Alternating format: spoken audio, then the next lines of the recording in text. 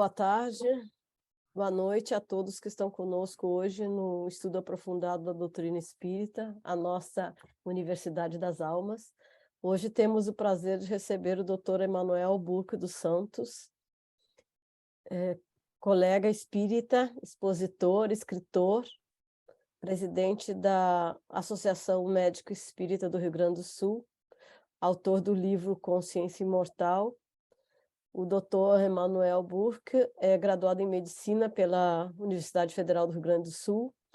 Ele é especialista em Urologia pela Sociedade Brasileira de Urologia, da qual é membro titular. É mestre e doutor em Medicina pela URGS. É Fellow Research em Urologia pela Wayne State University School of Medicine e pela Barbara Ann Karmanos Cancer Institute em Detroit, Estados Unidos. Também ele foi professor de Anatomia e Fisiologia da Faculdade de Tecnologia Fundação Saint Pasteur.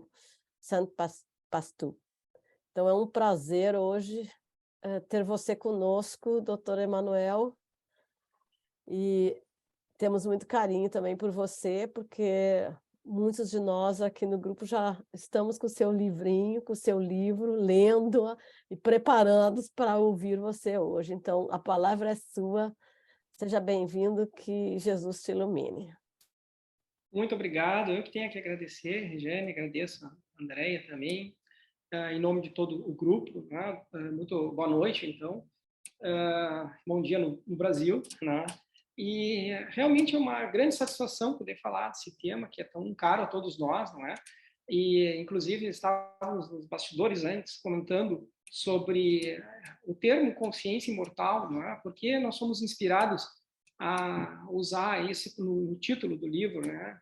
E o subtítulo, né? Tipo, se nós pudéssemos trazer para a língua espírita, poderíamos dizer, né? Para a linguagem, perdão, espírita, da codificação, teríamos o espírito imortal, evidências da sobrevivência da alma, um modelo, então, espiritualista.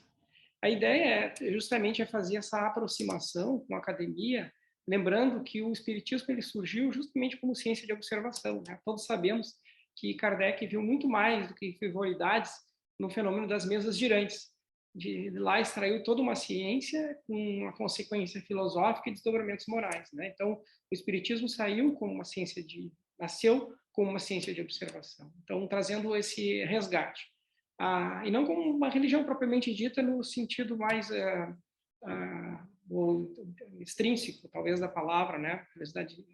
Mais intrínseca mesmo, né? Porque não tem sacerdócio, hierarquia eclesiástica, né? E assim sucessivamente. Mas mais no sentido de, através, então, desse conhecimento do mundo espiritual, poder, então, que tem consequências morais, obviamente, aproximar novamente a humanidade do Criador. Então, nesse sentido, então, de resgate, esse resgate permanente com uma academia, que foi um esforço da espiritualidade naquela época, né? Eu costumo dizer que tá tudo no Evangelho, né? Só que para a gente que não entendeu o Evangelho, muitas vezes por estar envolvido pela soberba, às vezes da academia, mesmo do orgulho acadêmico, né? Então Kardec, através de Kardec, a espiritualidade superior trouxe através de uma outra linguagem, né? Tanto é assim que o espiritismo ele pode ser estudado nas mais diversas, dentro das mais diversas religiões, né? Então, justamente por ser esse braço de investigação do fenômeno espiritual. Quando a gente considera, né, essa visão de mundo, né, muitas vezes, por se partir de um pressuposto metafísico materialista ou cientificista materialista, que eu vou começar a falar sobre isso antes de entrar propriamente no fenômeno da consciência mesmo, né? Muitas vezes a gente acaba entrando num argumento falacioso que quando a gente diz que a ciência é o estudo do mundo natural, estando reduzindo que tudo sendo reduzido à matéria, né? Uma vez não havendo mais o cérebro material, algo como a consciência não poderia existir, portanto pertenceria ao sobrenatural. Pertencendo ao sobrenatural, não seria objeto da ciência, mas da pseudociência. Existe uma falácia aí, né? Porque essa afirmação de que tudo pode ser reduzido à matéria, que é o reducionismo materialista, né? E explicado como a substância primeira do universo e única o que a gente chama de matéria, que, aliás, mudou o conceito ao longo do tempo, né? Daquele conceito de que da sua natureza meramente corpuscular, né? Você sabe, a partir do século XX, pelo menos, que isso não se dá. Esse conceito está amplamente superado, né? Então, se classificar como pseudociência baseado num preconceito adquirido lá ab initio, em função de um comprometimento com um determinado modelo, né, de consciência, ele já faz por si só ter um erro aí de raciocínio, né? Então, um dos modelos justamente é esse do cérebro produtor, né, que é um modelo materialista, né, em que a consciência, como um epifenômeno das redes neurais, ou uma secreção do cérebro produtor, como se fosse como uma glândula secreta um hormônio, o cérebro, segundo esse modelo metafísico, secretaria algo como a consciência, né? Então, mas será que é assim mesmo? Então, eu trago primeiro, então, o objetivo desse trabalho, que está expresso no livro que foi citado anteriormente, é justamente trazer algumas questões.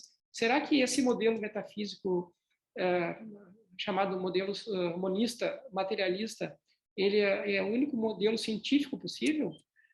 Será que existem outros modelos que podem ser considerados para explicar a realidade última, né? Lembrando, né, esses são pressupostos, eles não podem ser provados nem refutados. Portanto, né, eles não são matéria de ciência propriamente dita, mas da filosofia, né? E a ciência, ela deve ser, acima de tudo, não dogmática, né? E ela deve examinar os fatos tal como fez Allan Kardec, né? No início, inclusive, quando ele se deparou com esses fenômenos, ele foi com uma visão bastante cética acerca da natureza deles, o que é muito importante, né? Isso fez com que ele tivesse isenção em relação àquela investigação. Ele não foi já previamente convencido disso, muito antes pelo contrário, ele precisou examinar os fatos com bastante seriedade e de lá extrair toda essa doutrina riquíssima que é a doutrina espírita. Eu vou tentar passar aqui os meus slides, eu não sei por que não foram. Eu estou com um problema na passagem, eu vou tentar de novo aqui. Agora foi. Eu gosto de lembrar, né, Schopenhauer não era provavelmente um filósofo mais materialista, né, mas ele diz o seguinte, que eu acho muito interessante, que toda verdade ela passa por 3 estágios, né? Primeiro, ela é ridicularizada, né? Isso se deu com o espiritismo, né? Quando se viu que não adiantava ridicularizar a ideia, ela passou a ser violentamente hostilizada. O ato de fé de Barcelona, por exemplo, com queima de livros, foi o que aconteceu. Até que se torna auto-evidente, né? Que é o terceiro passo na compreensão dessas ideias, todas as ideias novas, né? Isso se deu, por exemplo, com as doenças infecciosas, né? Se chamavam os espíritos de Pasteur, né? Justamente por nunca ter se visto um micro-organismo, né? Ou seja, seres no mundo invisível, né? Que causam doenças infecto-contagiosas, né? Inácio Semmelweis foi considerado um louco, né? Porque ele conseguiu perceber, usando justamente ciência, que a febre puerperal, por exemplo, acontecia muito mais frequência entre médicos que faziam necropsias e que depois iam fazer partos do que em parteiras, né? Que tinham uma higiene melhor, numa época muito anterior ao desenvolvimento da higiene. Então, ele não sabia o mecanismo por detrás daquilo, mas dali ele conseguiu observar que havia uma diferença. Né? Então, muitas vezes a gente não consegue perceber essas diferenças, justamente porque nós não estamos instrumentados suficientemente para perceber a realidade como um todo. Eu gosto muito da frase do Immanuel Kant, em Crítica à Razão Pura, quando ele diz que a realidade como ela é não é como ela se apresenta, porque ela depende dos nossos filtros sensoriais. E lembrando, né, a nossa visão só é capaz de perceber o comprimento de onda da luz visível, né, mais ou menos entre 400 e 800 nanômetros. Todo o resto escapa à nossa percepção visual. Né? Nós não enxergamos infravermelho, não enxergamos ultravioleta, não enxergamos radiação cósmica, radiação X, não enxergamos nada, né? Somos mergulhados no invisível. E a audição é a mesma coisa, extremamente limitada, né? Ultrassons, infrassons, nós conseguimos perceber. Fora outras formas de sensibilidade que nós não estamos dotados, né? Então, a gente acreditar que só o que a gente enxerga é a realidade é se basear justamente nos sentidos extremamente rudimentares. Como Platão, né, assevera também no mito da caverna, né, em que é como se nós estivéssemos dentro de uma caverna e observássemos a sombra, e essa sombra projetada na parede da caverna, nós acreditamos que isso é real. E no momento que, num estado alterado de consciência, uma das coisas que nós vamos tratar hoje na nossa conversa justamente sobre a experiência de quase morte, né? Que é um estado alterado de consciência. Nós conseguimos nos perceber fora da caverna, nós vemos que aquilo é só uma limitação dos nossos sentidos. Poderíamos comparar a caverna de Platão, então, ao cérebro, a estrutura física, cerebral, o material do cérebro, né? Mas aqui a consciência vai muito além disso e não depende disso. Então, por isso que eu trago, então, algumas questões aqui. A primeira é, será que a consciência depende do cérebro mesmo? É claro que para essa experiência compartilhada durante a encarnação, a gente usa o cérebro, né, e seus atributos para podermos interagir entre nós, né, encarnados e desencarnados, né? Mas a consciência em si depende disso. Isso inviabilizaria algo como a sobrevivência do espírito, né? E nós vamos ver por quê. E a ciência, ela necessariamente ela precisa ser materialista, né? Existem outros modelos que podem ser científicos, e um paradigma não materialista, ele é compatível, portanto, com uma visão científica do mundo, né? E a experiência de quase morte e outros estados alterados de consciência podem servir como um modelo para e outras experiências dissociativas entre a mente e o funcionamento cerebral não poderiam servir como modelo para a exploração dessas relações entre a mente e o cérebro. Então, aqui já foi falado do livro, né, da Consciência Imortal, está na segunda edição. Tem edição eletrônica, edição física, por enquanto só a língua portuguesa, mas já fui estimulado aqui nos bastidores a traduzi-lo para a língua inglesa, quem sabe, né? É um projeto muito bem-vindo.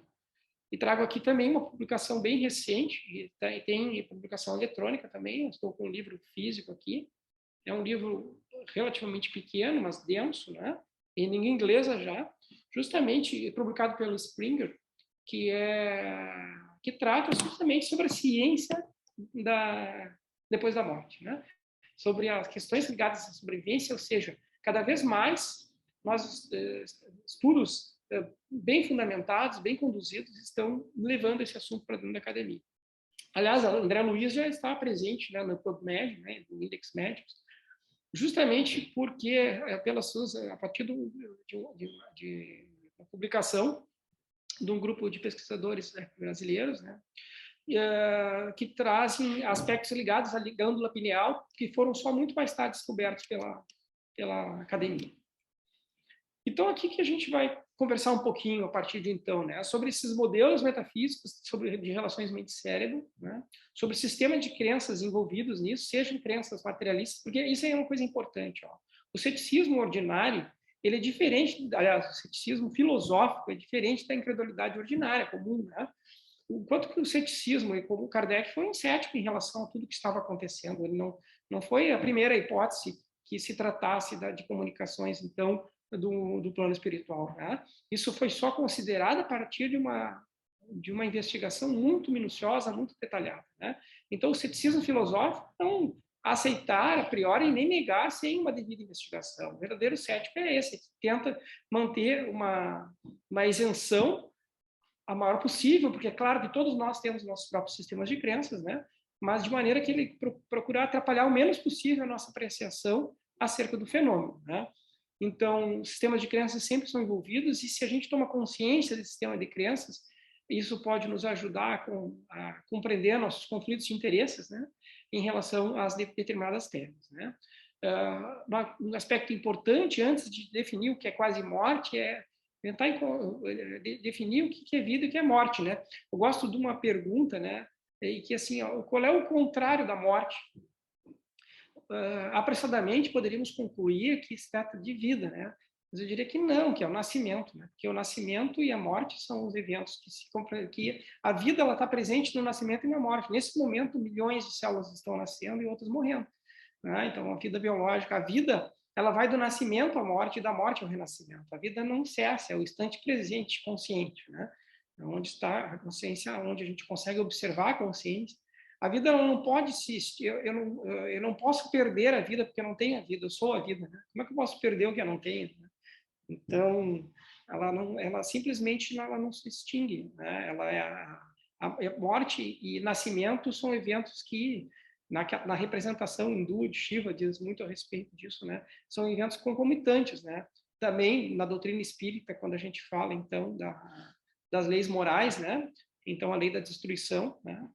Então ela tem muito a ver com esse papel de renovação que que nascimento e morte tem, e que tem a todo momento, né, nos nossos corpos biológicos, né, que tem uma programação espaço-temporal do nosso corpo morfogenético, né, o perispírito, modelo organizador biológico, a gente tem que vive dentro do espaço-tempo, aqui dentro do tempo, né, enquanto a gente está encarnado, né, depois essa experiência ela vai além disso, uma experiência não local da mente, ela não depende desses referenciais, porque a passagem do tempo ela depende justamente da consciência, não é? Então, se eu, por exemplo, fazer uma anestesia geral agora aqui e mim, né, e for levado para até Viena e eu abrir os olhos aí, eu vou ter só ter piscado os olhos, né? A passagem de tempo não vai, eu vou ter viajado, então, no espaço e no tempo, porque ela depende sempre da consciência, né? E se o experimento mais ousado ainda, se a gente fizer ir até um horizonte de eventos, né? O buraco negro, a força gravitacional, ela distorce o tempo. Por exemplo, 1 hora pode equivaler a anos aqui no Brasil, por exemplo, 3 horas, né? Pode passar 21 anos aqui. Então, ela sempre depende justamente da consciência, né? E outros alterados de consciência também são, e as implicações da EQM são muito importantes nesse entendimento. Então, trazendo os modelos metafísicos, já falei um pouquinho sobre eles, né? Existe um modelo, que é o modelo monista e o modelo dualista, né? Os 2 modelos assim, básicos, né? O modelo monista, ele diz que ele pode ser o modelo materialista ou fisicalista, que atribui tudo à matéria, uma vez que não haja matéria, né? Então, algo é o modelo de causação que ele é ascendente, né? A partir de pedaços menores, né? Vai se criando complexidade, né? Até isso é um pouco, de certa maneira, contraintuitivo, né? Quando se coloca o papel do acaso na organização que é caótica, né? Se não tiver alguma, porque a organização entrópica tende a organização entrópica tende a tornar cada vez menos complexo o sistema e não mais complexo, né? Mas, enfim, é um modelo que diz que tudo depende da matéria e dessas diversas combinações, né? E essa definição de matéria, inclusive, mudou muito ao longo do tempo. E o monismo imaterial, ele diz, não, o que acontece é a consciência, o universo está mais para um grande pensamento do que para uma máquina, né? Então, a matéria é uma ilusão maia, né? Uma ilusão da consciência, né? Uma maneira da gente decodificar, né? Para que a gente, através, então, de códigos para o que é o vermelho, né? Dentro do qualia, essa percepção, o que é o azul, o que é X ou Y, né? Uma maneira de tornar, então, inteligível, né? Esse mecanismo da percepção. E a gente divide isso. Ao mesmo tempo, a realidade ela existe em outras dimensões, não perceberam isso agora mesmo, né? Existe uma realidade dos micro-organismos que habitam essa estrutura física e que eu não consigo percebê-la, né? Ou nas galáxias, ou ao mesmo tempo no oceano, ou o que está acontecendo.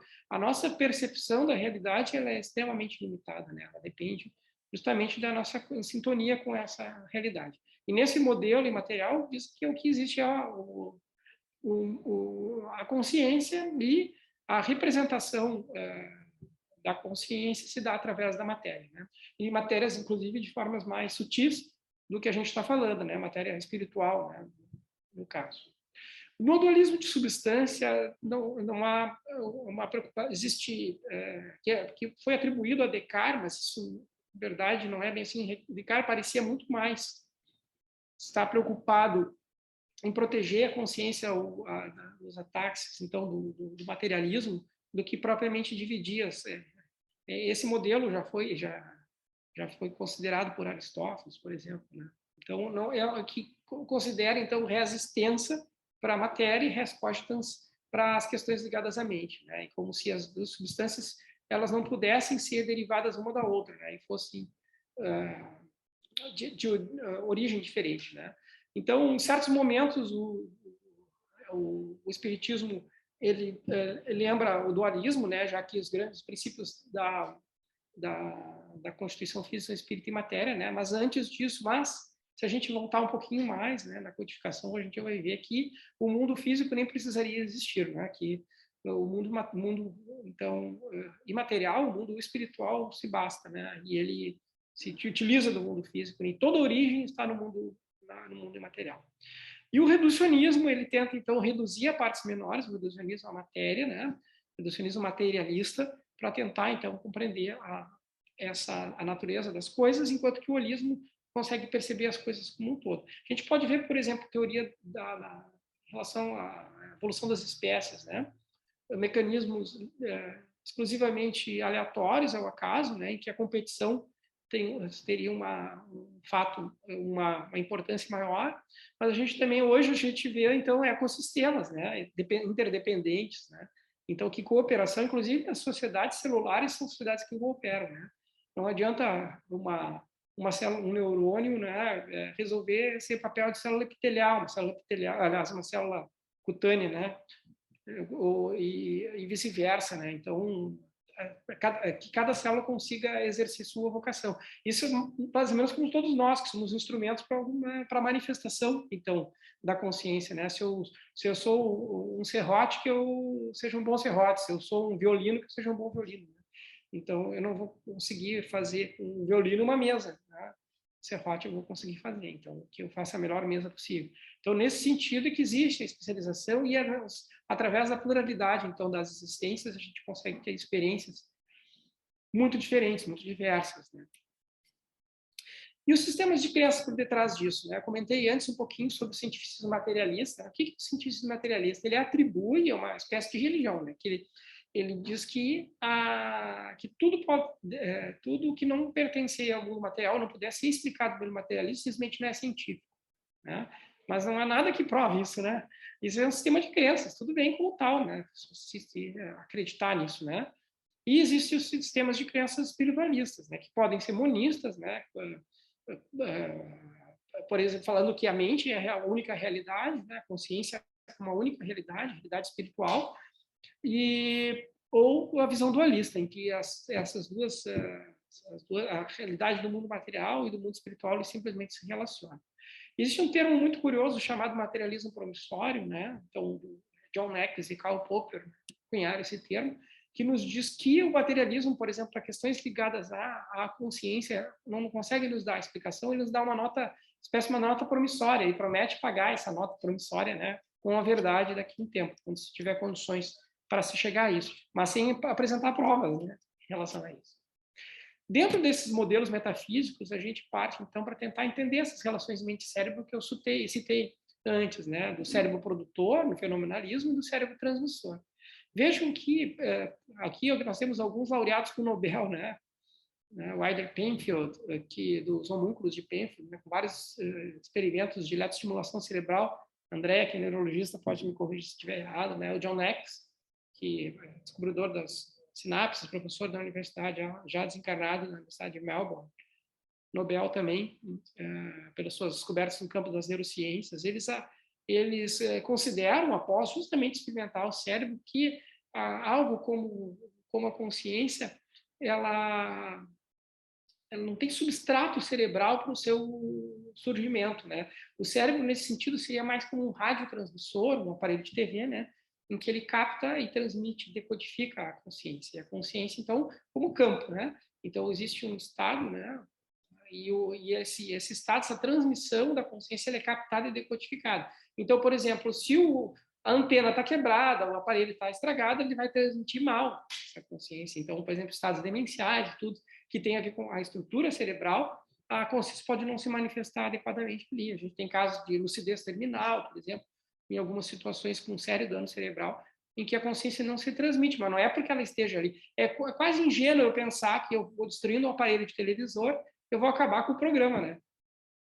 É legal da TV, que seja compartilhado, sintonize, né? E a mediunidade é mais ou menos isso. Eu consigo sintonizar, né? Através, então, isso e essa corrente de pensamento tem muito mais a ver com o que a gente consegue entender através da revelação espírita, né? Que essa sintonia, então, é possível o cérebro, então, transmitir essa consciência e outras transmissões através dessa consciência. Não que essa consciência deixe o corpo, né?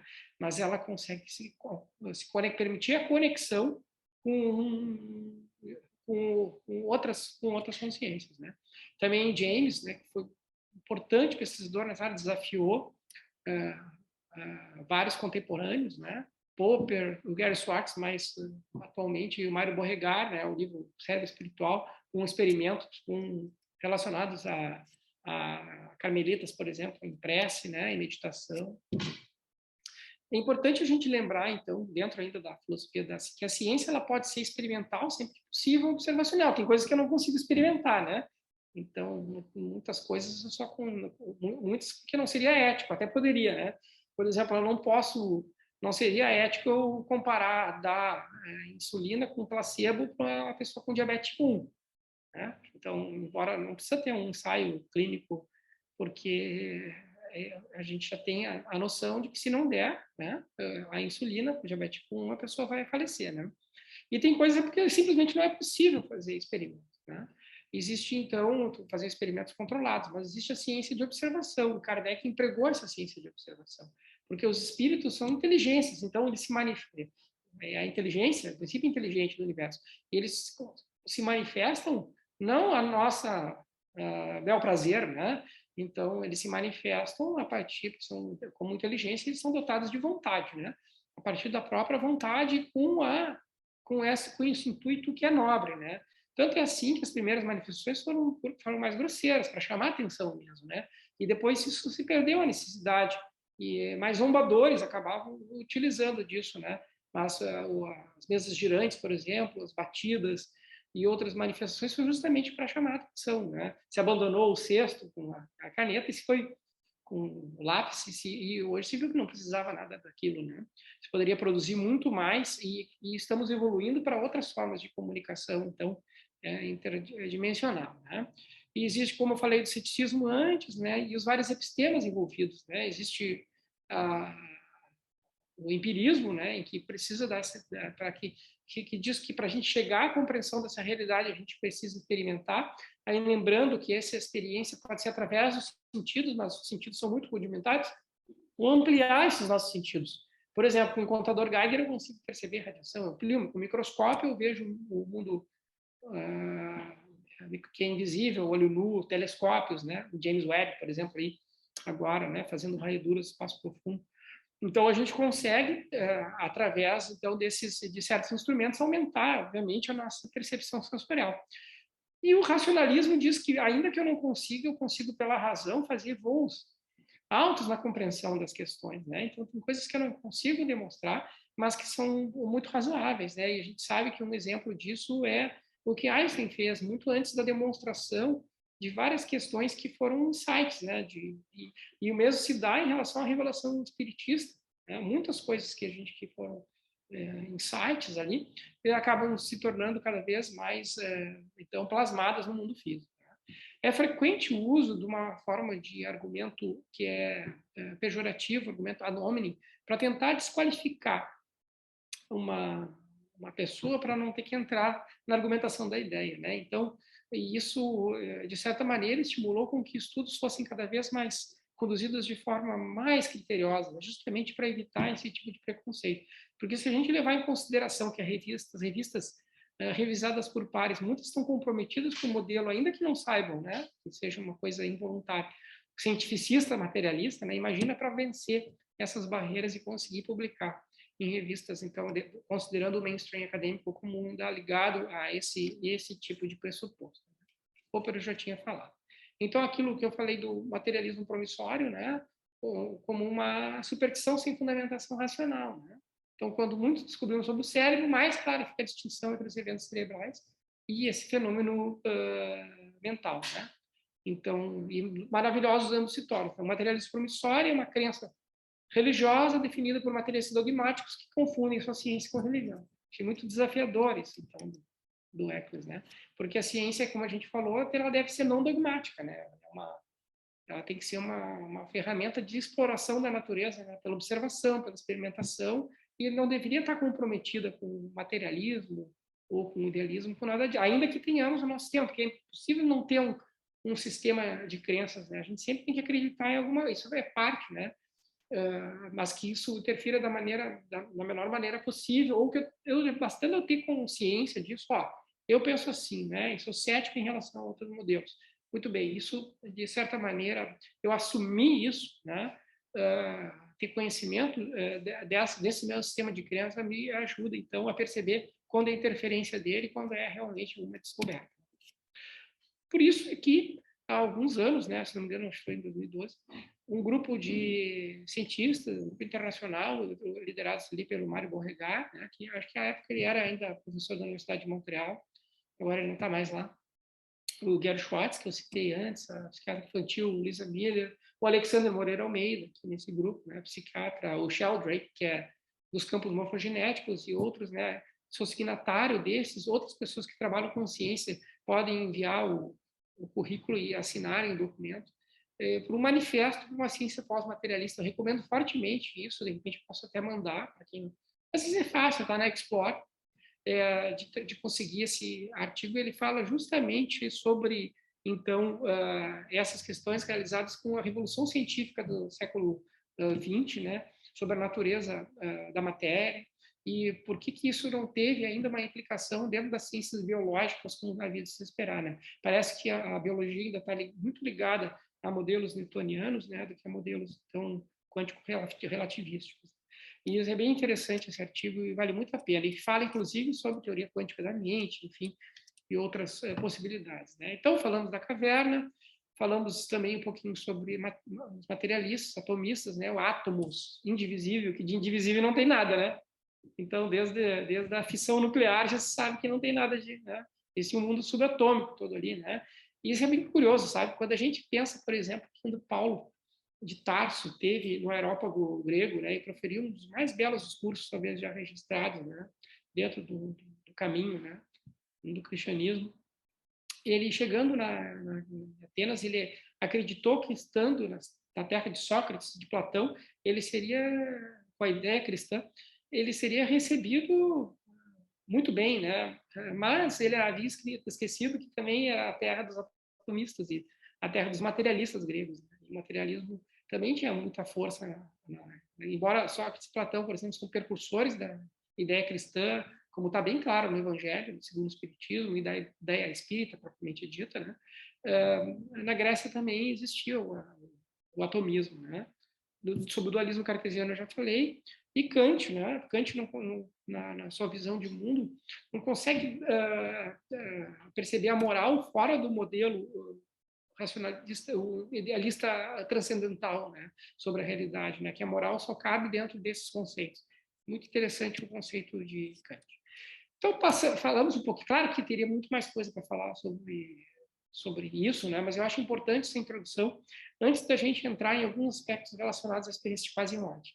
E entre eles, esse de vida e de morte, né? Do ponto de vista biológico agora falando, né?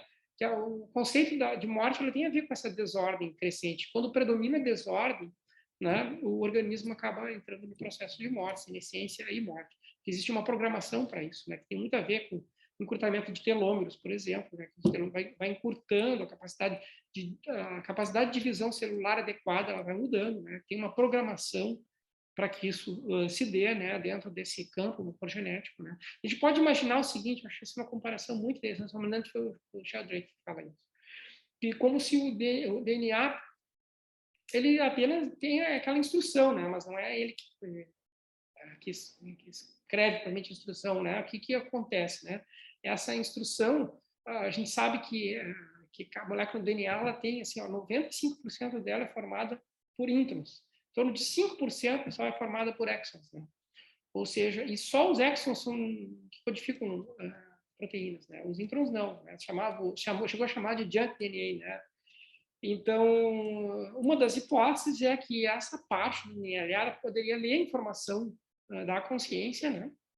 Uma informação como se fosse um leitor de código de barras, por exemplo, né? Informação de campo, e ela então fosse e ativasse, né, por mecanismos epigenéticos, que isso era uma coisa que não se compreendia hoje, cada vez está mais em voga o estudo epigenético, né? Por exemplo, o que mais encanta nos gêmeos, né?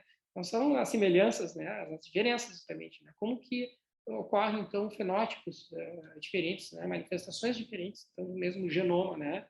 Através de ativação e desativação, que tem a ver com fatores ambientais com a consciência, né? Então, através da metilação das histonas, né?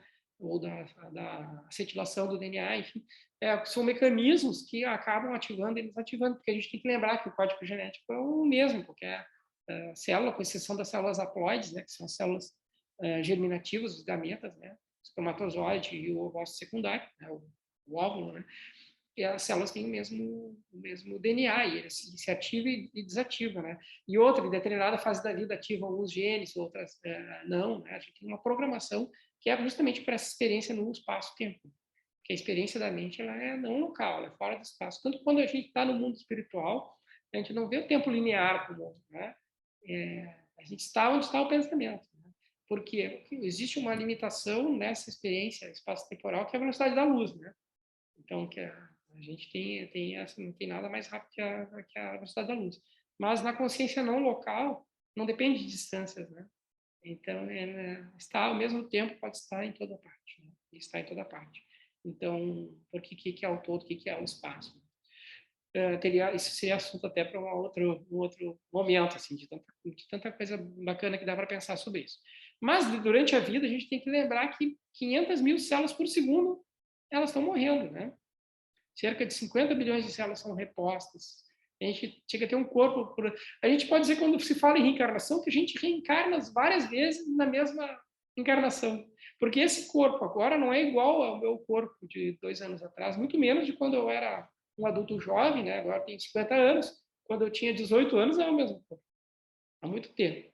Quando eu era criança, era outro corpo. Quando eu era um bebê, era outro corpo. Quando eu era um feto, era outro corpo. Quando eu for muito idoso, vai ser outro corpo. Né? Então, a gente encarna várias vezes. Essa é a experiência dessas várias encarnações, esses vários, e não é o mesmo corpo mesmo. Né? E a gente compartilha tudo, né?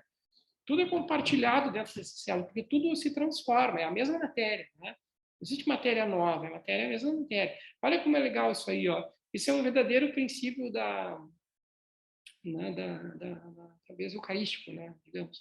Que se a gente pensar que o oxigênio que formou a molécula de hemoglobina de Jesus, né, lá na Galileia, né, que viveu 120 dias, mais ou menos, dentro de uma hemácia dele, é o mesmo oxigênio que viajou pelo tempo e que faz parte da construção corporal de cada um de nós. Né? Então, nós temos o sangue de Cristo. Né?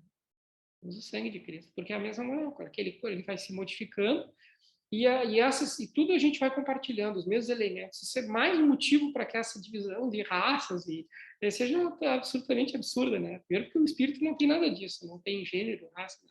E segunda questão é porque o corpo ele é totalmente compartilhado, né? O que faz parte dessa estrutura aqui faz parte de outras estruturas e vai voltar para outras estruturas, outras espécies e tudo, né? Então, ela assim, o que realiza essa unificação, então, e esse comando desse corpo, né? Então, algo uma vez que a consciência esteja atrelada, e André Luiz nos fala muito isso, quando ele fala que a célula, em Evolução em Dois Mundos, é um animal infinitesimal, domesticado pela colmeia orgânica. No momento em que a alma deixa o corpo, essas células, elas se desorganizam e vivem tal como amebas, né? Como organismos unicelulares, que perdem o comando, né? Que estão desorientados, né? Quando não há mais, então, o comando dentro da nau do corpo, né, elas se perdem, cada uma por si mesmo, e acaba se degenerando, né? Então, isso a gente dá, por exemplo, na morte encefálica, né, em que os órgãos ainda estão funcionando por um tempo, se são mantidos assim artificialmente, mas a alma já não participa mais disso. O automatismo cardíaco, né, e é o que acaba, e o suporte respiratório, enfim, o que acaba drogas vasoativas é que acabam mantendo aquele corpo. Tá? Então, no momento que tu desagrega, né, esse é o conceito, acaba-se, então, perdendo essa unidade. Né? Eu trabalhei no laboratório de células eucarióticas, como foi mencionado aqui, hoje eu trabalho com transplante de rim, né, Hospital de Clínicas. E é muito interessante que a gente, quando lidava com cultura de células lá, essas células elas não tinham nada a ver mais com a aparência de células humanas. Né? Elas estão fora por isso as teorias da teoria do solo hospedeiro, antes da análise genômica, havia um problema, né? Se acreditou, por exemplo, que células HeLa, que eram células de câncer de colo de útero, né? Tem um livro muito interessante, chama, acho que Conspiracy of Cells, que trata justamente disso, que houve uma contaminação maciça dos experimentos, porque as células cresciam muito. E não sabia que eram células de câncer de colo de útero, e pensou que era próstata, pulmão, rim, diversos órgãos. E quando isso foi provado, quase uma década de artigos publicados na Science, na Nature, eram inúteis, assim, praticamente, né? E houve muito protesto da comunidade científica disso. Inclusive, teve uma questão ligada à Guerra Fria, aí, né? Que do governo Nixon, né? Os soviéticos receberam amostras de cultura de células norte-americanas estavam contaminadas por HeLa, mas, que se saiba, não foi intencional, né? E estragou algumas pesquisas que estavam sendo conduzidas na União Soviética. Mas eu desculpe o parênteses aí, né? Mas eu acho interessante dentro desse conceito de que o mesmo indivíduo, então, ele sofre essa profunda metamorfose, né? E que esse corpo troca várias vezes, os átomos são repostos. E o que garante essa metamorfose? Então, a consciência. Lembrando, então, que a morte celular ela é completamente diferente dessa morte que se dá com o organismo, né? Então, a gente sabe, por exemplo, se exumar um cadáver, várias células vão estar vivas, né? Vai encontrar crescimento de fâneros, né? Crescimento unguial, crescimento capilar, os cabelos e as unhas vão estar grandes ali no cadáver. Por quê? Porque as células não morrem todo ao mesmo tempo, né? Na morte cerebral, por exemplo, quando os órgãos são captados para transplante, né? Um doador falecido, um rim pode durar 30 anos. Tem paciente com rim transplantado há 30 anos. O genoma, aquelas células que estão dentro daquele rim, elas eram do doador. Elas não são células do receptor. Elas estão ali no corpo. E isso talvez seja um dos mecanismos pelo qual esteja na base da rejeição dos órgãos, né? Por não ser reconhecida pelo campo morfogenético do receptor, né? Então tem que sempre manter numa supressão dessa atividade imunológica para que haja aceitação do órgão. Tá? Então as células elas podem sobreviver, inclusive, à morte do organismo. Isso acontece com gametas que são criopreservadas, né? Às vezes a gente faz, na minha área da urologia também, o câncer de testículo tem que remover o órgão, né? Fazer quimioterapia, que é citotóxica, e a gente guarda as células. Eu tive um rapaz que eu operei uma vez câncer de testículo, ele precisou tirar ainda bem novo, né? Uns 20 e poucos anos, os 2 testículos. Coletou-se sêmen antes, se congelou. E esses tempos, acho que faz uns 15 anos isso. Ele apareceu já adulto, eu coloquei 2 próteses testiculares e ele recebe testosterona intramuscular a cada 3 meses. Desenvolveu, casou e apareceu com uma filhinha, né? Pequena do sêmen que foi congelado. Então, uma filha biológica. Então, ele teve filho, tem a anatomia preservada, tem a função sexual, função reprodutiva, né? E por quê? Porque são as células dele. E se a pessoa vem a falecer e essas células são guardadas, elas podem gerar um outro organismo, depois um filho a partir disso, né? Então, a morte da célula é a morte do organismo. O que é a morte do organismo? É justamente quando se perde, então, aquela interação que há esses diversos sistemas orgânicos que continuam e consideram, que constituem, melhor dizendo, um organismo vivo, né? Então, se acreditava antes que isso se dava por parada respiratória. Antes precisava de sinais indeléveis da morte, né? Como a rigidez cadavérica, a rigidez pós-mortem, a rigidez muscular, os livores, né? Aqueles fluidos que se acumulam na parte do corpo, o resfriamento da pele, a midríase, né? O olhar parado, pilas dilatadas, enfim. Você tinha vários sinais assim da morte, e isso mudou com o tempo. Hoje a gente, quando a parada respiratória também no início, depois passou a ser a parada cardíaca, mas aí surgiram os procedimentos de reanimação cardiorrespiratória, e com isso se conseguiu trazer o coração de volta. E não só isso, substituiu o coração por um outro, um transplante de coração, né? Então não era mais ali o centro das coisas, né? E esse conceito evoluiu de parada cardíaca para o conceito de morte clínica, né? Que é diferente da morte encefálica. Essa morte clínica ainda é potencialmente reversível. E aí, é nessa janela dessa morte clínica é que se dá a maior parte das experiências de quase morte, em que o cérebro ele perde, o coração para, o cérebro não é perfundido, não recebe o oxigênio, nutrientes suficientes, e é muito sensível a isso, né? Então, em 7 segundos basta que se perca a consciência. E esse período, apesar de estar temporariamente desligado, o cérebro pode, então, experimentar cerca de 12% das vezes, segundo o estudo holandês, publicado no Lancet em 2001, pode experimentar a consciência de uma maneira não ligada ao cérebro, né? Na chamada experiência de quase morte.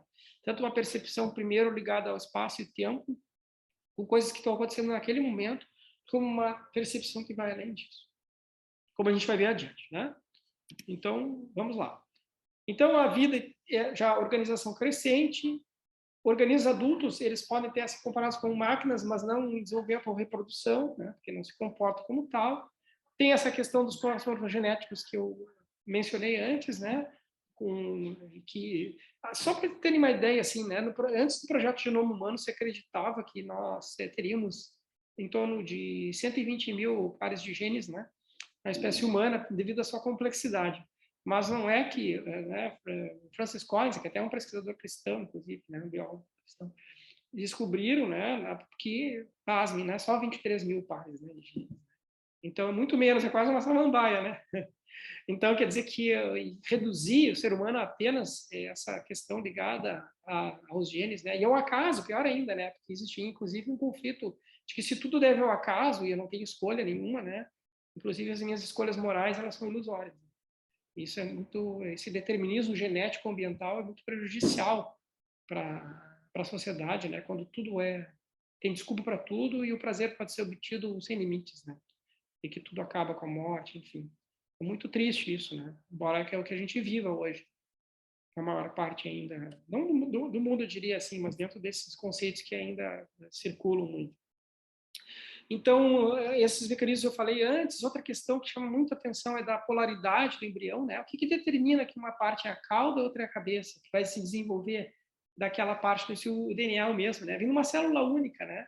Então, essa polaridade é uma das questões justamente ligadas a esses campos morfogenéticos, que é um campo, tal como um campo, por exemplo, o campo magnético, o campo gravitacional, né? Eu não consigo enxergar a gravidade, mas se eu soltar um objeto, né, vai ser atraída por um pouco de uma massa aqui, ou se eu tiver um ímã, né, campo magnético, eu não enxergo o campo, mas ele está presente, tanto que vai se mover. Então, esse campo morfogenético ele tem a ver com essa movimentação da célula, reprodução celular, enfim, né? Então, a gente tem que lembrar, baseado nisso que a gente conversou agora, que a morte é um processo e não apenas um evento isolado, né? E isso que Kardec traz na codificação, né? Quando se fala sobre vida e morte na codificação espírita, está bem claro no livro dos Espíritos, né? Que não é a morte não é como um pássaro assim, cativo que sai abruptamente mas é um processo de libertação, né?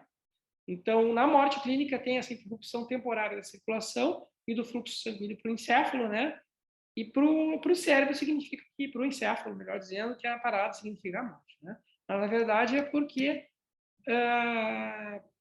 não está indo o sangue, né? Isso é biologicamente interpretado como isso.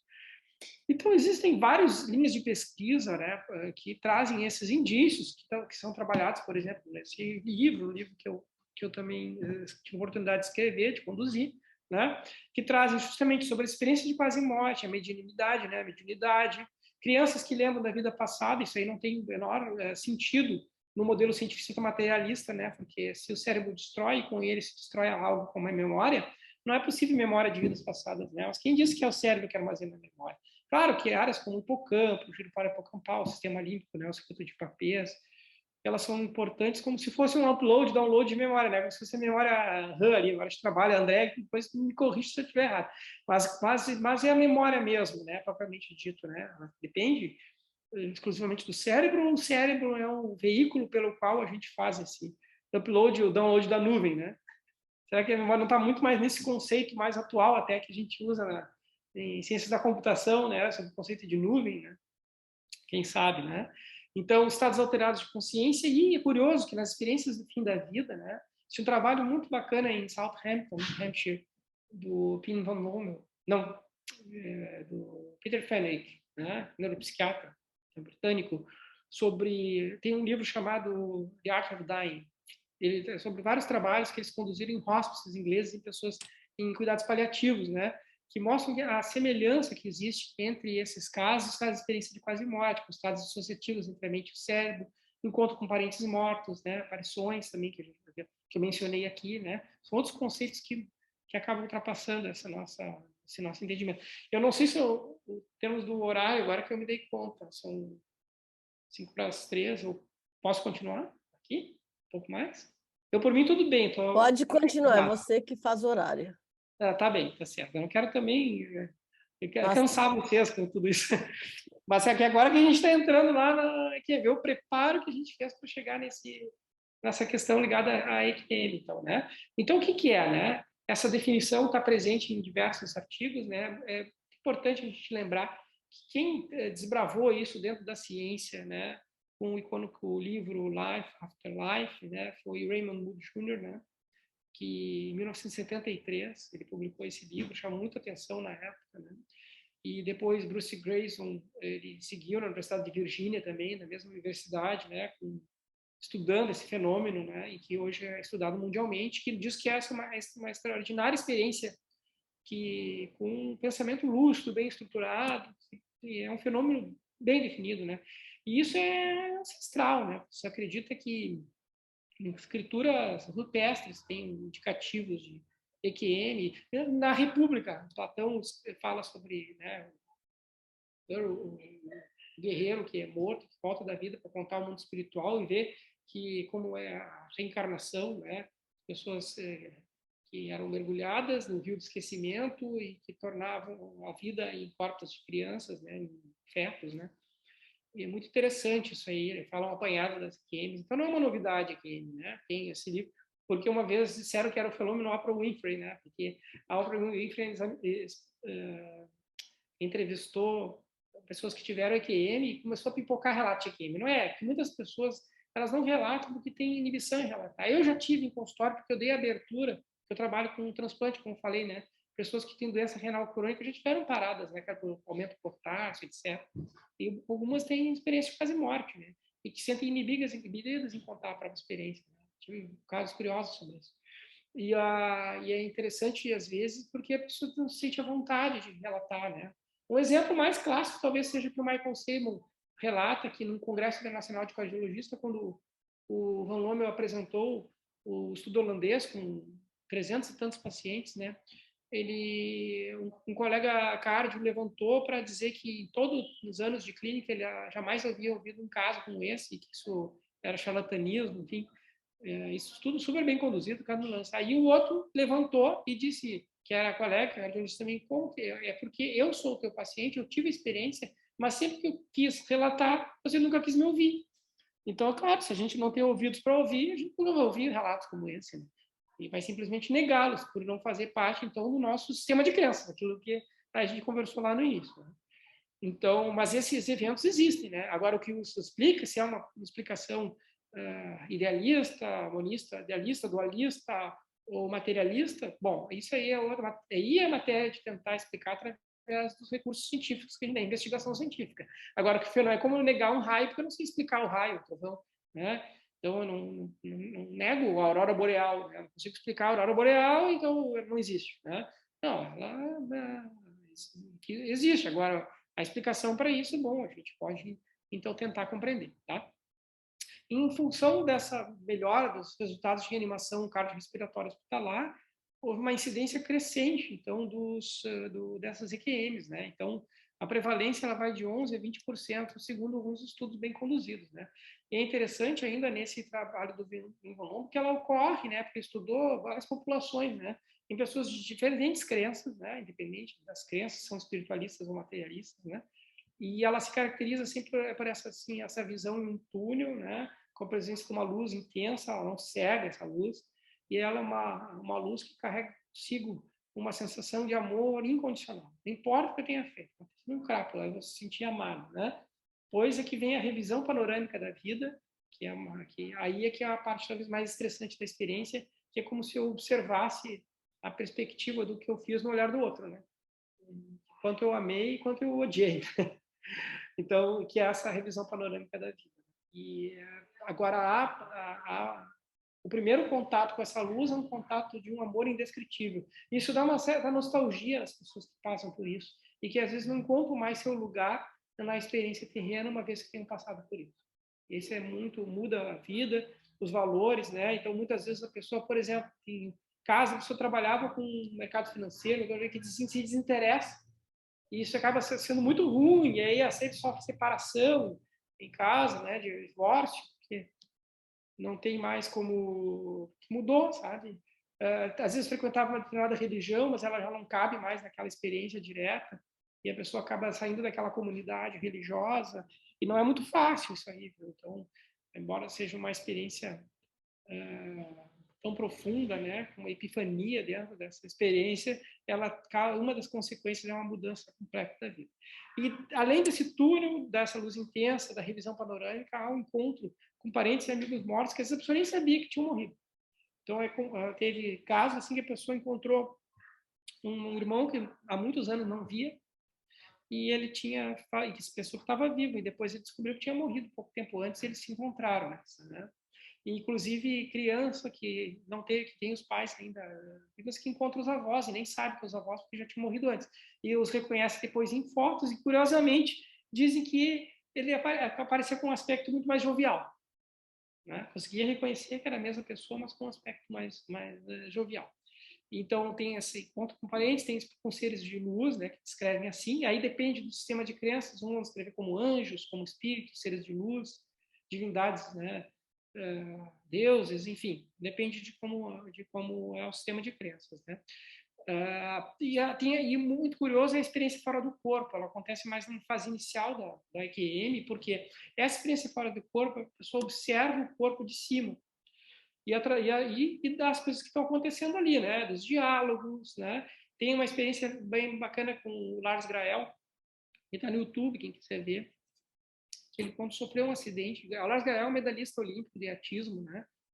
Multicampeão da vela, e ele sofreu um acidente grave no Yacht Clube do Espírito Santo, no Brasil, em que ele teve membro inferior amputado, né? Com lesão de grandes vasos, e ele sanguinou no mar, foi retirado do mar, né? Torniquete, levaram para uma UTI móvel, e lá ele estava em parada, e ele foi reanimado, e ele relata toda essa experiência, né? E ele era um gnóstico, né? E ele disse, a partir daí, ele deu certeza a ele sobre a continuidade da vida. Isso muda realmente a percepção da vida. Tem pessoas, um que é bem conhecido também, a experiência do Eben Alexander III, que é um neurologista, neurocirurgião, formado pela Harvard, eu acho que é Duke também. E ele teve uma meningite gravíssima, né, por Escherichia coli e com dano cerebral muito grave, né, e ele teve a experiência e voltou para contar essa experiência. Tem o caso das dentaduras, né, o caso, esse está no Lancet, né, não está publicada sei lá, na Veja, né, uma revista brasileira aqui. Ela está publicada no Lancet, né, então o que é relatado ali pelo nome? Um homem de 48 anos, ele dá entrada numa emergência em parada, inconsciente. Ele é reanimado, ele tinha tido uma arritmia cardíaca provocada por um infarto, vai para a UTI, se recupera e volta para o andar de internação. E lá ele recebe, uma enfermeira representa para ele, não, eu já a conheço, eu a vi fora do corpo. Ela diz, não, tá doido, cara. Aí ela diz, não, mas eu me lembro, mas como é que você percebeu isso? Estava inconsciente. Não, o corpo tá, mas eu não. E, aliás, a senhora pegou as minhas dentaduras e colocou na segunda gaveta do carrinho de parada. E ela lembrou que tinha feito isso mesmo, foi lá no carrinho de parada e achou as dentaduras. Tem uma expressão aqui no sul do Brasil que a gente diz cair os butiás do bolso. Né? A pessoa fica realmente surpresa, né? Porque isso tem vários relatos bem curiosos e precisos nos prontuários. Diálogos entre as equipes, diálogos entre as pessoas que chegam para visitar, percepção do pensamento de quem estava ali ao redor, percepção extramuros, né? Porque os muros físicos já não são mais obstáculo para o deslocamento do espírito.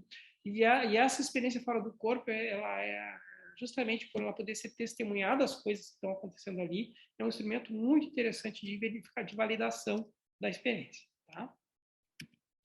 Vamos adiante aqui. Opa, parou de... parou.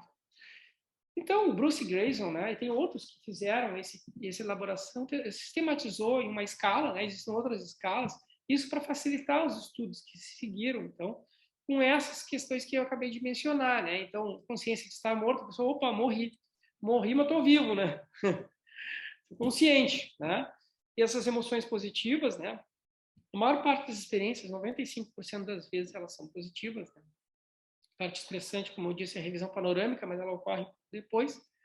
A experiência fora do corpo, eu destaquei aqui no slide, porque ela é importante nos estudos, né? Porque essa aqui é a experiência do local, né? Do tempo do local ali. Porque essa experiência depois mental, ela depende do tempo. A pessoa pode ir para o futuro e para o passado.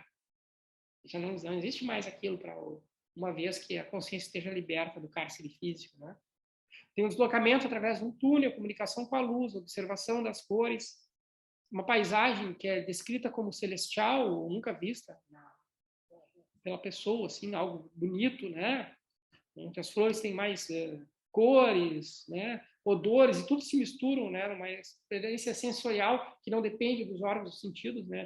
Os cegos têm visão da mente, né, tem estudos com cegos, né, com Sharon, eu acho que é a pesquisadora, depois a gente vai ver, que estudou cegos, tem experiência visual, né, as pessoas que, por exemplo, que já eram paraplégicas, têm experiência caminhando, enquanto com parentes mortos, revisão, e precisa de uma fronteira. Não é propriamente uma fronteira física, mas uma fronteira que se tem a sensação que se cruzar aquilo lá, se a experiência for além daquela fronteira, ela não consegue voltar. Então, ela recebe essa comunicação. Então, aqui tem a ascensão ao império, né? Isso está exposto na Itália, né? É um óleo e, veja, a data entre 1450 e 1516, que fala sobre isso aí, né? As experiência quase morte, ó. Uma coisa já, né? Falando do túnel, da visão ali da luz, os seres de luz representados como seres alados, aqui, né? E das pessoas ali. Então, isso tem provavelmente desde escrituras rupestres, povos indígenas das Américas, mesmo povos isolados geograficamente. Então, isso é muito curioso, né? Que não é uma coisa só de uma cultura. Podia ser em quem acredita em reencarnação, por exemplo. No Egito Antigo, né? Estudavam muito as questões ligadas à morte, né? E os gregos, né? Como mencionei, Platão com Hera, a história do guerreiro, 427 a 347 a.C., nos celtas, os povos orientais, né? Entre indianos, chineses, maores, neozelandeses, né? Populações também separadas. E na atualidade, conforme eu mencionei antes, com o Raymond Moore, o Bruce Grayson, depois Ian Stevenson, com crianças que lembram de vidas passadas, o Peter Fenech, mas modernamente o Sam Parner, que é pneumologista, intensivista, que fez também um doutorado em molecular. O Van Lommel, Jeffrey Long, que é um oncologista, radioterapeuta americano, que escreveu um livro compilando essas experiências, que é bem interessante, sobre várias experiências de quase morte, um livrão, assim, com vários relatos das pessoas. O Beauregard, o Michael Sabon, e assim sucessivamente, né? Filósofos, enfim, o Alexander, a Penny Sartori, que fez tese de doutorado sobre isso, que é muito interessante, o nosso Alexander aqui. Então, esses casos alguns eu já relatei, tem o caso da Penny Reynolds, que é bem interessante, está num documentário chamado The Day I Died, da BBC. É curioso que tu procura na BBC, tu não acha, BBC de Londres, né? Mas tu encontra no YouTube, né? E ele conta, tem essa experiência dos cegos e da Penny Reynolds, que ela tinha um aneurisma complexo na artéria basilar, e Robert Spatzler era um neurocirurgião, acho que de Houston, que fazia uma cirurgia na época chamada standstill, que colocava em circulação extracorpórea, fazia cardioplegia, parava a circulação, resfriava, fazia hipotermia, né, para preservação neuronal, e com o coração parado, sem circulação, ele operava o aneurisma e depois ligava tudo de novo. Ou seja, e media potencial auditivo evocado, atividade de tronco encefálico, eletroencefalograma, e não havia atividade neuronal detectável, assim, né, encéfalo. Ou seja, a pessoa estava clinicamente morta. E depois, como estava resfriado, mantinha o metabolismo celular, uma vez que reiniciado, né, voltava. E a pessoa relata a experiência consciente do período, inclusive com o uso de um piano, né, tocando uma música, composição, tudo, porque de fato tinha um piano na sala, se usava para cirurgia de epilepsia, globo temporal, e a pessoa, alguém tocou o piano e ela viu tudo direitinho, o diálogo de cirurgiões, tudo ela reproduziu com perfeição. Isso levou, esse e outros relatos, ao estudo AWARE, que é Awareness During Resuscitation. Ele foi lançado nas Nações Unidas há alguns anos, pelo Sam Parner, o PI, né, o investigador principal, e conduziu justamente o estudo, que é muito interessante, eu recomendo, depois eu vou mostrar aqui. Outra coisa muito, muito bacana é a experiência de quase morte, assim, do ponto de vista científico, obviamente, na infância, porque muitas crianças pequenas que não foram introduzidas ainda aquele conceito de morte, né? Muitas vezes o primeiro contato da morte criança é com um animalzinho de estimação, né? Com a morte dos avós, às vezes. Então, tem esse caso, por exemplo, do John, e ele representou a experiência toda com desenhos, né? Está no livro do Sam Parnia, que é o que acontece quando morremos. Ele falava da própria morte, desenhava sobre ela e escrevia que a luz brilhante, tudo aquele. Aqui, então, a gente está vendo dois desenhos dele, né? um mais imaturo e o outro mais maduro, sempre a mesma cena, né? Então, vocês podem observar na parte de baixo ali, ele por cima, um semblante tranquilo, um sorriso, e ele ali. Então, o corpo separado do corpo na visão de cima, que é a que se tem. Esse outro caso ainda mais curioso, né? Eu vejo as pessoas com um semblante preocupado, fazendo compressões torácicas nessa menina, né? A equipe, e ela lá em cima, né? Voando ali, né? Por cima, olhando tudo, sorridente, né? Porque ela não estava com dor, e percebendo seres de luz em cima dela, né? Então, e ela descrevendo a EQM dela, né? As crianças relatam sobre o desfibrilador, e é interessante que tem um estudo da Penny Sartori, de doutorado, que ela comparou os relatos de quem tinha EQM, a precisão dos relatos, com quem não teve, que não tinha memória do... E os relatos de EQM eram 100% precisos, tá? Mostrando tratar de, provavelmente, de memórias reais, né? Aqui uma outra experiência infantil curiosa, né, da Andrew. Ela teve experiência fora do corpo e depois ela saiu ali da sala e experimentou essa outra dimensão espiritual, né? E ela é levada para uma moça volitando, né, num campo florido, né? E ela percebeu, e ela mais tarde ela reconheceu como sendo a avó através de fotografias, né? E aquilo que eu tinha relatado antes, né? Existe uma semelhança profunda entre diferentes culturas, conforme eu já tinha falado antes. Tem um estudo grande chinês com 81 sobreviventes de um terremoto, interessante, 40% de QMs nesse estudo aí, e que não mudou nada em relação a sexo, idade. Uma coisa importante em relação à idade é que é mais comum a pessoa lembrar, talvez pela integridade das estruturas cerebrais, quando é abaixo de 75 anos. O estudo holandês mostrou isso. Tem estudos também na Índia, índios americanos, Maori, né? E assim, né? Em cegos, conforme eu falei, tem esse estudo bem interessante da Kenneth Rank, da Sharon Cooper, sobre a visão da mente, né? Então, que a visão não é com os olhos, mas com a experiência direta, em casos com cegos de nascença também. 64% de visão durante a experiência fora do corpo, ou mesmo que perderam a visão muito cedo, né? Não tem as estruturas desenvolvidas ainda para a visão, a gente sabe que isso se forma muito cedo. E as explicações, segundo o modelo materialista, elas acabam sendo muito rudimentares, assim, elas não conseguem explicar o fenômeno. Não é que não possa haver, né, pessoal? Vou deixar bem claro que tem que se investigar mesmo. Mas, assim, ó, por exemplo, essa disquemia retiniana, né? A gente sabe que, por causa da visão em túnel, né? Muito mais sensível, né? Você tem perda de consciência antes do que essa visão, que não é propriamente um túnel, né? No máximo que a gente fala é em lipotímias, né? Escotomas cintilantes. Mas essa visão em túnel que é descrita, né? Não, mesmo em força G, né? Em pilotos, ela não é a mesma visão que se dá, se expropriar. De outra, a retina, né? Em termos de a neocórtex, ela é mais nova, né? Que a retina, né? Em termos de desenvolvimento filogenético, né? Então, é mais sensível à privação do oxigênio e dos nutrientes, né? Não o contrário, né? Mesmo se dá com acidose, com epilepsia de laudo temporal, a gente vai ver, tem alguns estudos sobre isso, né?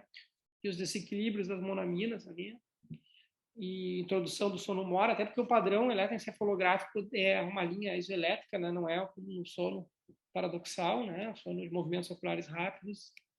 Tem também hipótese psicológica, expectativa vida após a morte, mas isso a gente viu que independe do sistema de crenças, né?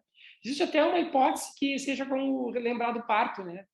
Então, porque tem um túnel escuro e uma luz brilhante e uma acolhida, né? E as que nascem cesariana, né? Tem um monte de gente que teve que nascer cesariana, né? A luz do foco, né? Então, é uma coisa, né?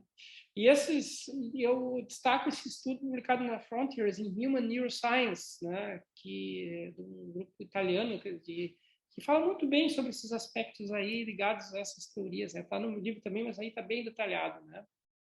E muitas refutações dessas explicações fisicalistas, elas vêm justamente do estudo holandês, né, que é publicado no Lancet em 2001, né, em que foi visto doses de drogas administradas, o tempo de parada, o tempo de anóxia, o sistema de crenças prévio, dados demográficos, extensivamente intubação, exames, né, que foram feitos, e assim sucessivamente. Esse é o estudo, Near Death Experience in Survivors of Cardiac Arrest, a Prospective Study in Netherlands, tá? Em Netherlands.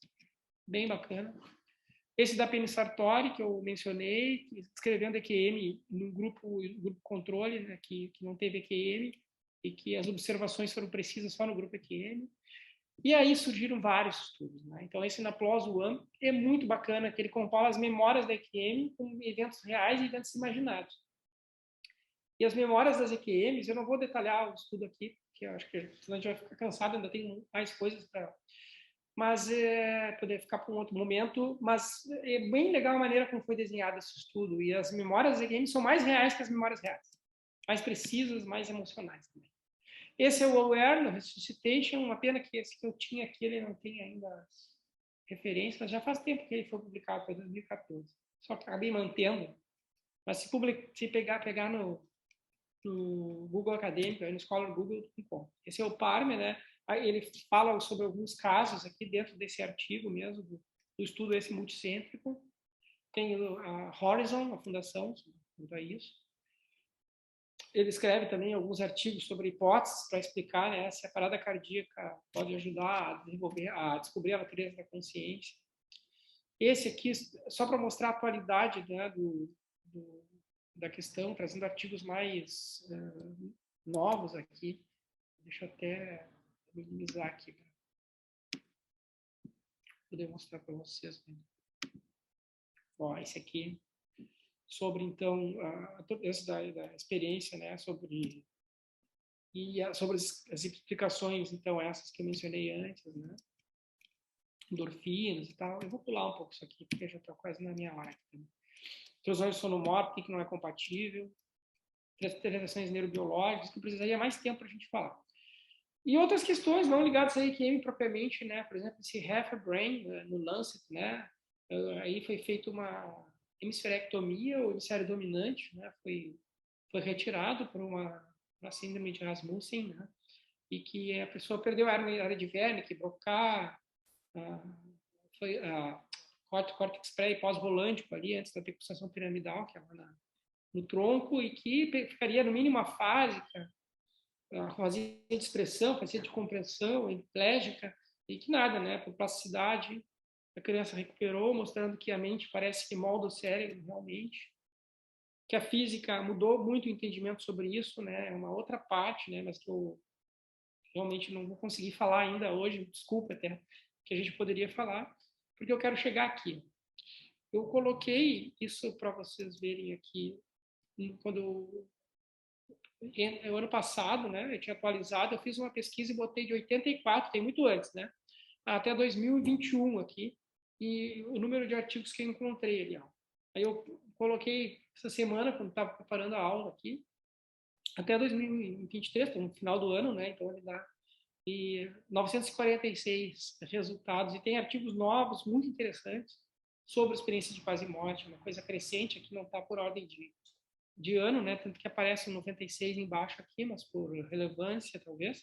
Mas se a gente for filtrar por ano, sempre tem cada vez mais coisa surgindo ali. Então, aqui eu destaco esse Van Lommel, que ele depois escreveu um livro que chama Conscience Beyond Life, que a partir de tudo que ele estudou, ele está convencido sobre a sobrevivência da consciência a partir dos modelos de experiência de quase morte. Ele não pensava isso antes, né? Ele passou a pensar nisso depois do que ele verificou experimentalmente, né? E é muito legal os insights que ele tem aqui, né? Esse artigo, por exemplo, ele é bem recente, assim, 2018, né? Sobre realidade virtual para tentar simular o que acontece. E esse que eu trouxe de 2020 também, sobre dados que são verificáveis, né, sobre experiências de quase morte em sobreviventes, né, um médico que sobreviveu a uma parada. Tem muitos desses casos assim. Então, a gente vê que estudos psicológicos têm demonstrado que a atividade cerebral mental consciente pode influenciar o comportamento, emoções e pensamentos influenciam os sistemas fisiológicos, terapia cognitiva, efeito placebo, psicoterapia, altera também a estrutura cerebral, né? por vários fenômenos. Então, isso é que aponta, então, para uma consciência não local e que está ligada ao cérebro durante a experiência física, né? Por isso que na EQM talvez exista essa atividade de consciência com pensamento lúcido, bem estruturado, com formação de memória, mesmo quando não estão disponíveis aquelas redes neurais para isso, né? Nos apontando que a gente pode investigar isso, como investiga as questões ligadas à mediunidade, por neuroimagem funcional, por exemplo, né? O efeito psi e assim sucessivamente. Então, teorias materialistas, elas falham como tentam explicar como o cérebro produz a mente, né? Sobretudo nessa hipótese do cérebro produtor, sobretudo quando a gente coloca à luz esses fatos acima relatados, né? Com neuroplasticidade, efeito psi, QM, visões no leito de morte, efeito placebo, terapia cognitiva, meditação, crianças que lembram das vidas passadas e que têm habilidades específicas, crianças que nunca aprendeu alemão e que fala alemão, e assim sucessivamente, né? Efeitos da meditação na estrutura cerebral. Então parece que o rei está nu, né? Materialismo, e que pela soberba a gente não consegue enxergar isso, né? Vocês lembram da história do rei nu, né? Que ele queria a roupa mais bonita, né? E aí o alfaiate, lembrando do orgulho, disse: olha, eu vou fazer com um tecido que só os mais inteligentes e nobres conseguem ver. Aí o rei não quis dizer que não era, né? E ele aceitou a roupa invisível e toda a corte, né? Ele começou a vê-lo também, como está lindo, precisou uma criança dizer, mas o rei tá nu, né? Então, quem sabe o materialismo não está nu na nossa frente, só que a gente não quer parecer, às vezes, muito inteligente para apontar o dedo, né? E eu trago aqui uma poesia que foi, então, psicografada por Chico Xavier, em 1932, na primeira publicação, que é o Parnaso do Além-Túmulo, do autor Augusto dos Anjos, um autor desencarnado brasileiro, e que fala de um resumo do que a gente falou hoje, né? Então, por isso que eu trouxe. E olha que bacana, que pérola que é isso, né? A subconsciência. Assim, a inconsciência prodigiosa, que guarda pequeninas ocorrências de todas as vívidas existências do espírito que sofre, luta e goza.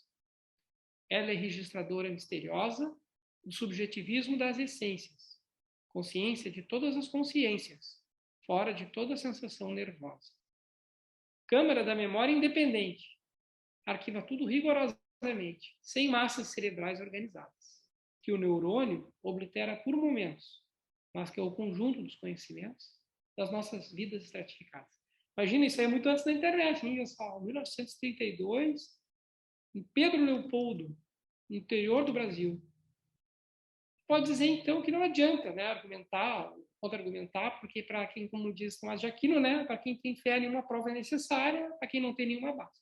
Mas o nosso papel, como espíritas, né, é tentar, quem sabe, compreender a natureza da realidade, porque a gente foi trazido a esse reencontro com o divino, né, com o mundo espiritual, através da ciência de observação. E nós temos também como um certo dever poder continuar a levar isso adiante com as luzes do conhecimento que chegam até nós hoje, né?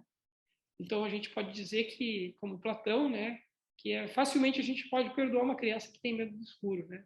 O duro mesmo é quando o medo tem pessoa, um homem adulto tem medo da luz, né? Então acho que eu encerro com isso aí, porque a gente já está no limite do tempo aqui. Muito obrigado por terem me ouvido. Desculpe se eu me estendi muito. Muito obrigada, doutor Emanuel Burke. Acho que tem tanto material. Eu li o livro completinho e entendo que o teu pensamento ele é constante, assim, ele flui, trazendo muita informação. Tem vários conceitos que eu gostaria de aprofundar e eu fico buzinando na Andréa, que me ajuda em algumas coisas. Mas só temos a te agradecer, não vamos prender você. Não sei quanto tempo ainda você teria. São aqui 4 minutos para 1h30, é isso, né? Aqui é 15 horas e 26 minutos. Não, mas não tem problema, eu quero ouvir a André também. Eu meti tanto na área dela ali, né?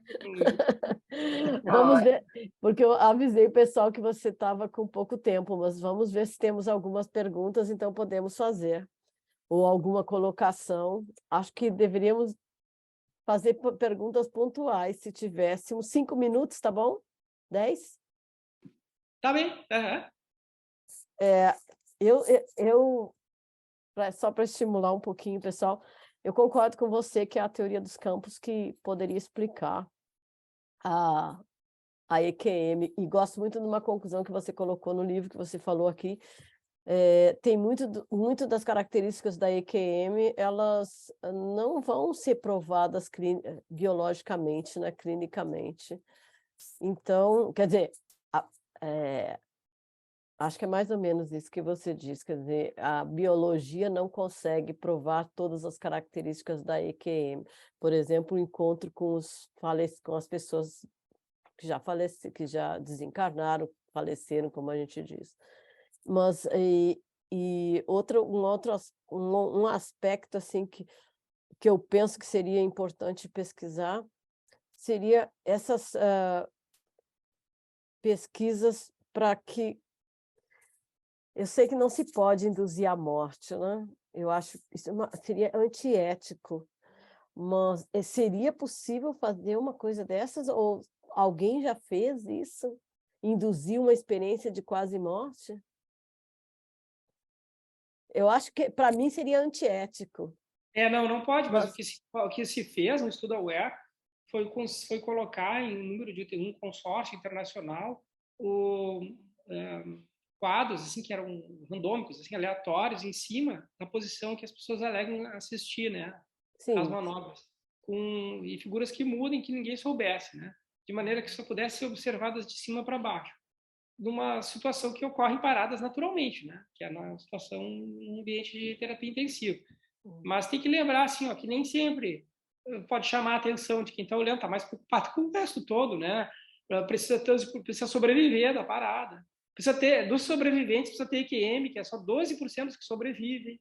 Uhum. Muitos não sobrevivem. Isso então, precisa de um número muito grande, às vezes, para conseguir extrair. Isso se fez. Agora, fazer um estudo, e é um estudo prospectivo, ou seja, um estudo diferente do estudo holandês, estudo que é uma coorte, né, que se pegou o que já aconteceu, mas depois seguiu para ser. Tem um componente tem uma parte que é prospectiva, mas tem uma parte que tem dados que são históricos, né? Começa o estudo transversal e depois ele segue. Né? Uhum. Agora, não, é claro, não é possível um ensaio, por isso que eu comentei sobre a ciência, não necessariamente ela é experimental, desenhos experimentais. Quando isso não é possível, ela pode ser observacional. Então, isso se dá com o espiritismo também, de certa forma, né? Porque eu não posso, a meu bel prazer, convocar os espíritos para... Eu posso chegar e eles vão se manifestar se tiver um propósito maior. Né? Não sei se o André quer falar. Então, tem um problema ético, claro. Não, eu sempre tento acompanhar teu raciocínio, ainda estou tentando chegar no raciocínio. E o que me deu muita vontade de ouvir tu falar é sobre a física, a consciência e a teoria dos campos morfogenéticos de mais forma detalhada. Provavelmente precisaria de só uma aula disso, né? Eu não quis me arriscar a entrar nessa seara agora, porque a gente ia demorar muito, né? Porque a gente ia precisar, no mínimo, uns 30 minutos só para isso, né? Eu pensei em uma aula sobre isso, porque é bem interessante da gente correlacionar com a doutrina, com a física. Nós temos aí a engenheira nuclear, né? Falou em espaço-tempo, a Regiane é engenheira nuclear. Sim. Pode contribuir bastante. E a questão dos campos morfogenéticos que tu falou, né? Acho que essa associação ia nos ajudar a entender um pouco mais ainda. Mas a gente só tem a agradecer mesmo, Emmanuel. E todo mundo estudou antes da tua aula para conseguir te acompanhar. Mas assim, ainda viu, Regiane, eu tinha razão. O aceleramento do pensamento é bem... A gente só tem a agradecer mesmo pela essa oportunidade. Já assisti a tua aula muitas vezes, tem outros vídeos no YouTube também falando sobre isso. A gente tem que assistir e reassistir para tentar organizar o pensamento e ter um entendimento maior. Mas excelente, muito obrigada pela contribuição. Eu que agradeço. Em verdade, a gente é instrumento para essa conexão, né? Ela flui ao vivo justamente quando a gente permite. Se prepara para isso, é claro, né? Mas não adianta nada esse substrato anatômico funcional se não houver a manifestação, né? da intuição, né? Então, esse caminho do desenvolvimento intuitivo, que é o que nós estamos trilhando também, né? Tem a parte analítica e esse desenvolvimento intuitivo, né? Então, isso não é mérito, né? É até para te preparar para fazer e que bom que a gente pode estudar e participar junto. E eu quero muito ouvir a Regiane sobre física. Morfogenéticos. Eu escrevi um artiguinho, eu escrevi um artiguinho pequenininho sobre isso há muito tempo atrás, mas agora porque eu sou fã do Sheldrake. Sim, que legal. Não podia deixar de ser. Eu acredito que a teoria dos campos ela explica muito do que acontece conosco. Vou dizer, eu acredito, né? Mas isso é um papo para longas horas. Nós um dia vamos sentar num bar aí em Porto Alegre, comer um churrasco. Que legal. Mas se você puder mandar o artigo, ou através da Mas é Andréia, muito simples, porque eu escrevo para a presença espírita e lá precisa ser um público muito leigo, né?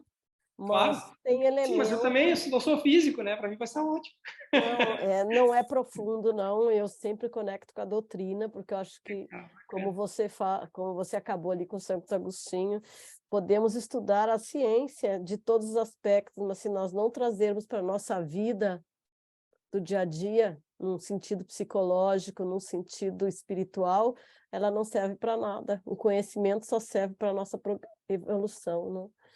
Então, eu agradeço muito você ter dedicado esse tempo para nós.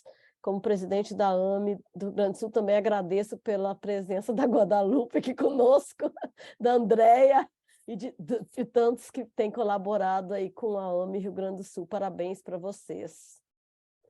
E muito obrigado. Deixamos você retornar para o teu congresso, que lá é bem importante que você esteja trocando ideias para intuitivamente escrever outro livro, porque dá para perceber que tem muita intuição aqui nesse livro. Você respondeu a pergunta que eu não queria perguntar. É mesmo, que bom, olha só, viu? Não foi eu, né? Certamente ela está nesse campo, né, que integra muito bom. todas Muito as nossas obrigada. frentes, né? Eu que agradeço, então, aproveitando esses minutinhos, né, o convite, né, Regiane, Andréia, a todos também de estar junto. Para mim foi uma satisfação imensa, uma honra, uma oportunidade muito grande. Eu que tenho que agradecer, né, pelo tempo de vocês. Enfim, a noite tem que corrido para todo mundo e eu me senti muito honrado e muito bem acolhido. Então, só tenho a agradecer mesmo essa oportunidade. Será sempre acolhido com muito carinho aqui. Nós somos um grupo pequeno, nós acolhemos com carinho todos os nossos irmãos. Então, uma boa noite para vocês.